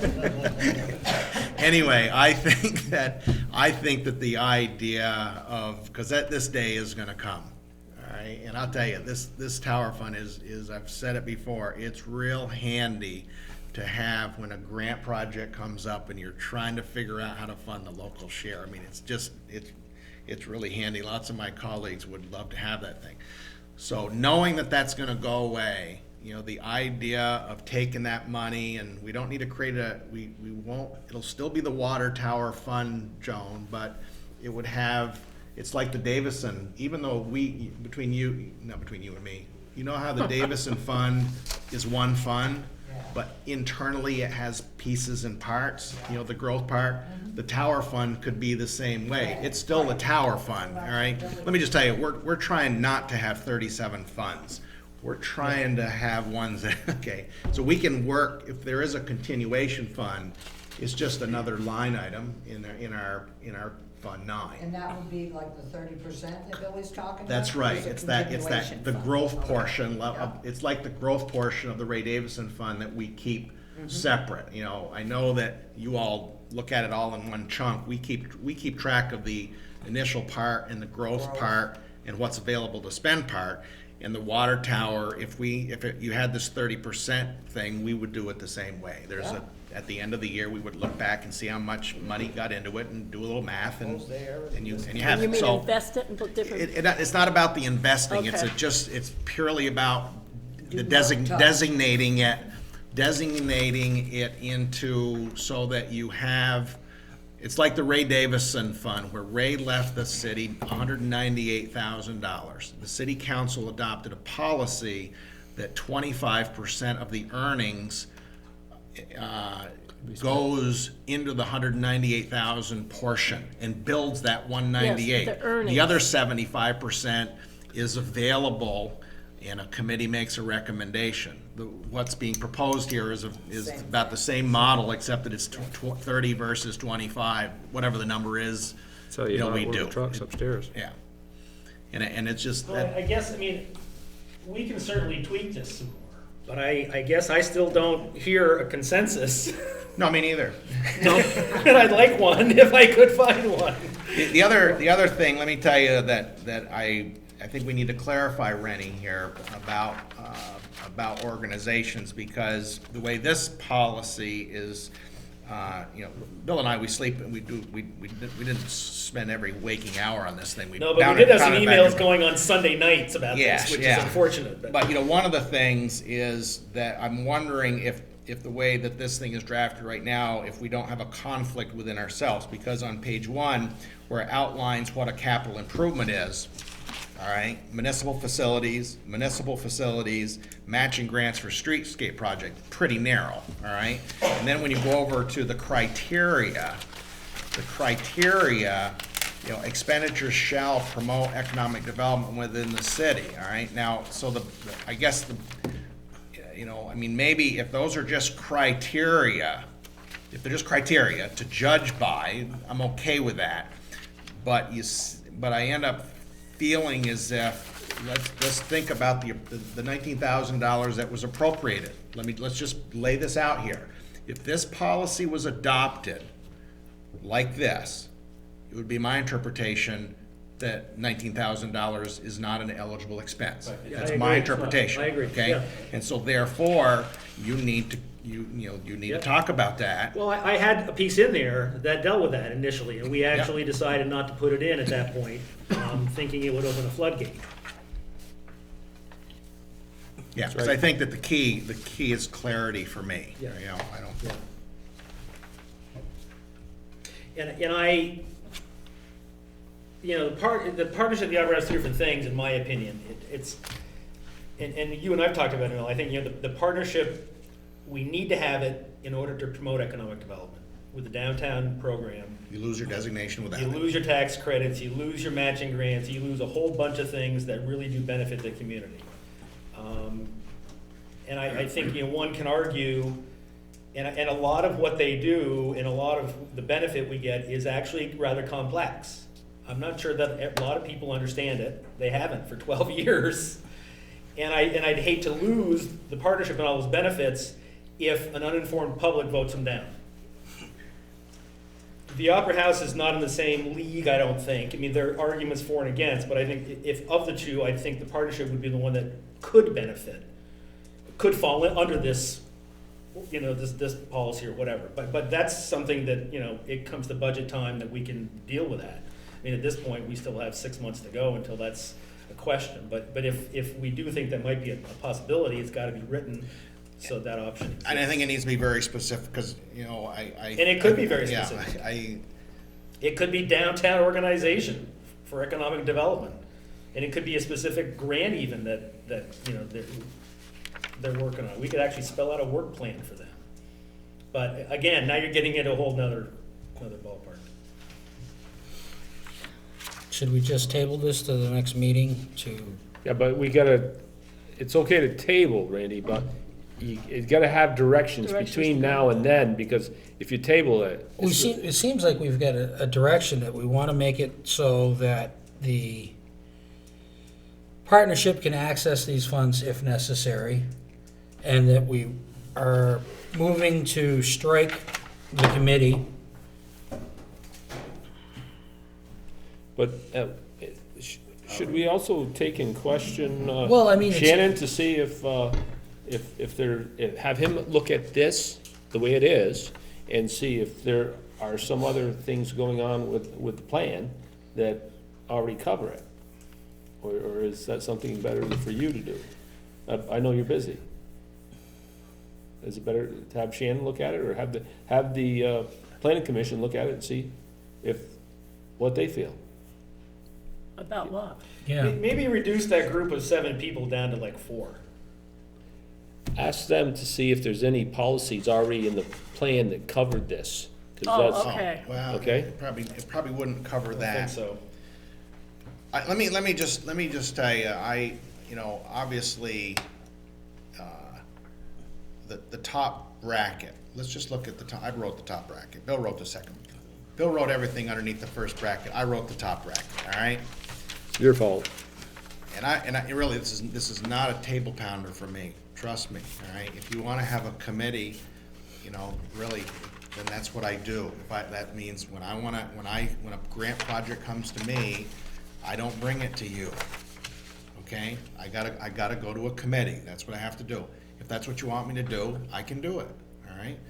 But if you look at the top, notice, I didn't write this, it said that the city manager brings it. It says a recommendation from the city manager, from, what did I write? Case by case, one or more of its own members, a recommendation from the city manager, or at the request of a Vergennes resident or organization, all right? Now, so that in and of itself Covers a is lot of reaching stuff. out there, all right? However, it's not, you don't have a formal committee, all right? It basically relies on, it relies on the organizations like the Vergennes Partnership, Or like the the rec Friend- committee, or Jimmy Laro, or anybody. it like that, and it's really about, it's about advertising that, letting them know that this is here, all right?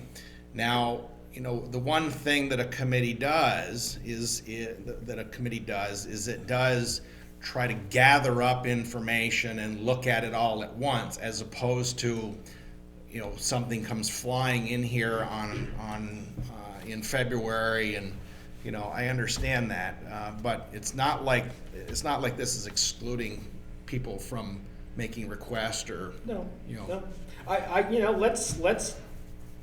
Let's not include the committee currently. If we find it's not working, or it's too cumbersome or whatever, we can always revisit it. I mean, it's not like it's set in stone for 10 years, so I think we could certainly use that. We could tweak the economic development piece and so on, and we could bring it back in a couple of weeks or a month, and I think it would just be nice to have, won't be done by town, well, it might be done by town meeting. well, there's 2 reasons for this policy. One is when I made a presentation for 2 meetings in a row about the 32 funds that we operate, and I think it was agreed that the water tower needed a policy. I can't remember, Bill, the other 2. It was a Donnelly fund. The Donnelly fund needs a policy, and there was something else. One of the reasons is because we talked about whether or not we were gonna earmark any water tower money towards the bond payments of the police station, all right? And if you're not, then okay, that decision's made. If you are, then that's part of the policy, and then we can say it, and then we can calculate taxes, because one of the things that's coming soon is what does this police station cost us, all right? And if we're not gonna use tower money to subsidize, if you will, bond payments, we need to know that, all right? And so that we can tell the public exactly what the bill is. Or if you do, then we can tell the public accordingly, knowing that it's a policy. That's one of the things is that if this policy says that the water tower fund, for as long as it exists, is gonna use X, it's a policy. And a future city council could change that policy. But if you don't want to say that, then you don't say it, Well, I say we tweak it again and bring it back, but I think we have some direction.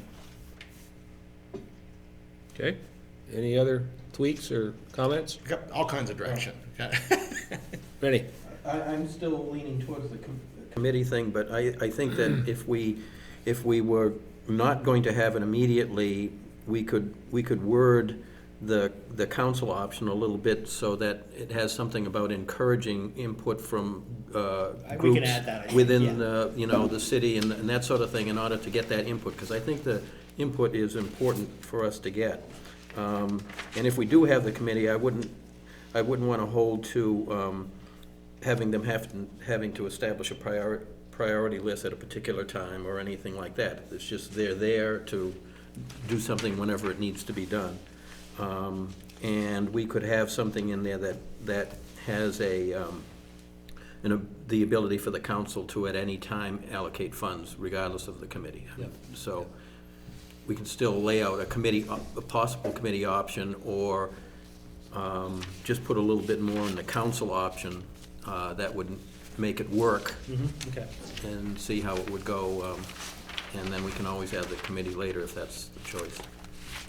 I'm gonna move this along then. Bill, you've got some direction? Yep. So because it's getting close to, Witching hour. yep. So we're gonna move on to item B, Witching or bitch? Witching hour. fiscal year ending audit. Mel, Yeah, I just, I think at the last meeting, I thought that we would just have a draft for you, but anyway, it's done, all right? So you have it. One of the things, let me just let you know, and there's another thing that happens with this audit is I meet with the Board of Auditors, and I'll be meeting with them within the next couple of weeks, I'm gonna say, as soon as two of them are retired.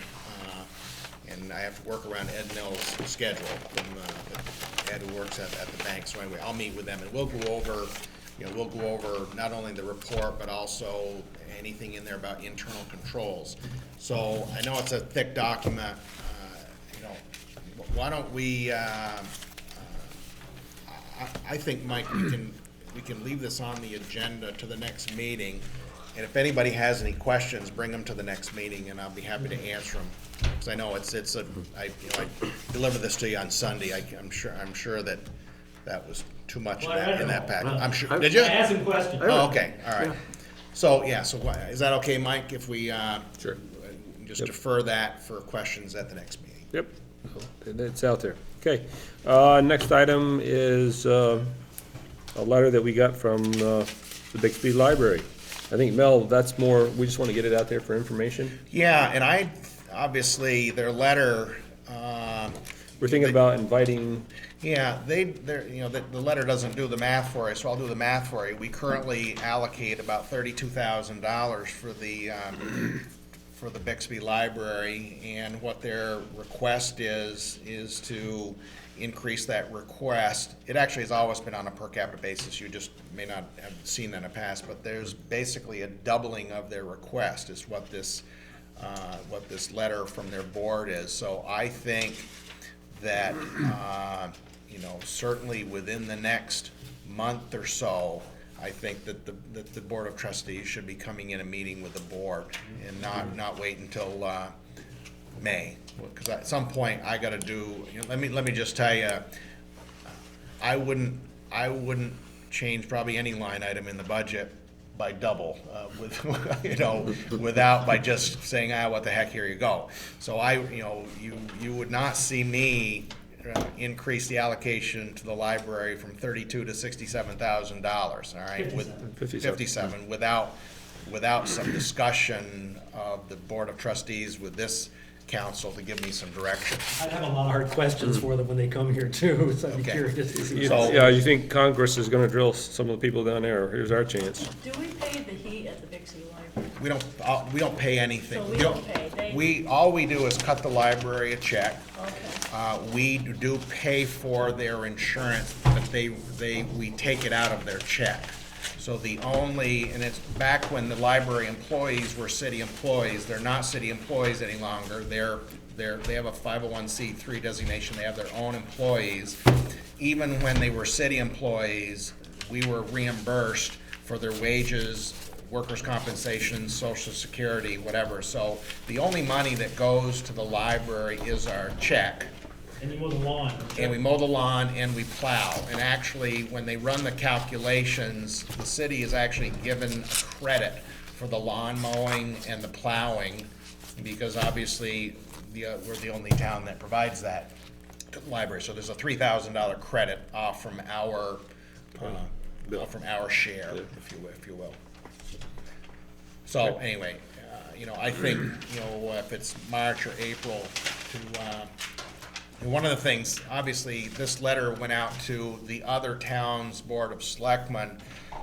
I think it'd be best, let's just wait till after town meeting and see how things went out there, and then maybe talk to them in March. We'll match the lowest increase. March or early April. I mean, obviously, if you read, I'm sure everybody's read the letter. They got some issues down there. It's a beautiful building, and it's a costly building. Yep. My father wanted to tear it down. I know he did. Yeah. Long time ago. Yep. Excuse me. Go ahead. Bring this up. When I was a kid and I used to be in that library all the time, actually during the winter, they would actually put up, I don't know if they were tarps or what, yeah. to keep the heat just at the level, not heat anything upstairs. We did that when I was on the board, I mean, all during the 80s, early 90s, we put a tarp over it, and so there's no heat upstairs. Right. And it was a lot of work, but it saved probably 40% of the fuel bill, too. Huh. Yeah, I don't know. Do they use that? No, they haven't used it for years. They do there summer once in a while. They open up for certain exhibits, because I figured my grandchildren up there, but not for. And we put it on like November 1st and took it off, April. Yeah, right. I don't know if that's done any longer, Bill. Nope, it's not done. Holiday stroll. We were up in there doing tours. I mean, people. So, yeah, maybe these ideas, if you run into some of the board members, should be shared, just so that they got some tough things to do.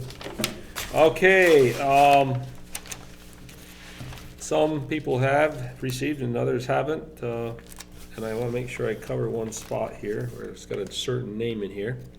Petitions for city office can be picked up at City Hall, and they have to be in on by January 28th, 5 p.m. That's Monday, 5 p.m. They got to be turned in. The following positions or offices: 1 year, one mayor for a 2-year term, 3 aldermen for respective 2-year terms. And those people that are up this year are Randy, Joe, and Peter. 1 lister for a 2-year term, and Chris Bear. 1 lister for a 3-year term, Bill Paquette. 1 auditor for a 3-year term, Ed Nill. 1 commissioner for Vergennes Pant and Water District, and that's Scribner. 1 grand juror for a 1-year term, Eastman. 1 year, I take it that's their term that's up. And 1 director of the Vergennes Elementary School Board of Directors for a 3-year term, Carla Mayo. And 1 director for the Vergennes Union High School Board of Directors for a 3-year term, and that's Neil Kamen. So there it is. Please get them in. And also, and I brought this, and I did say to everybody before, I would like a picture of each of the council members as soon as possible. Your choice or my choice? Your You choice. take it. You take it. Take it. Okay, then I'll do it tonight. I'll do them tonight. I think If we can I, see the I'll get off with this, and then we'll get going on getting pictures. Anyways, and if there's anything that anybody wants to see in the annual report, as part of the slide presentation, either before, last year we had a whole bunch of pictures of around just animals and everything. Thanks to Jim Ringer. This year, I'd like to take and put our own packet together We're trying to get around and get to different town halls, city clerk's offices, and throw a few things in, get some local stuff in. So if anybody's got some of that they want to throw in, please get it to us or tell us about it, and we'll try to go take the pictures. And because we've started to work on it, it's quite a process to put this thing together. So I'll be getting a hold of the high school, and I've already spoke to Chief, and I will supply the flags again this year, Chief. So on that, I would ask for a motion to adjourn. Randy, do I have a second? Ziggy, all those in favor? Aye. Opposed? So carried. Thank you.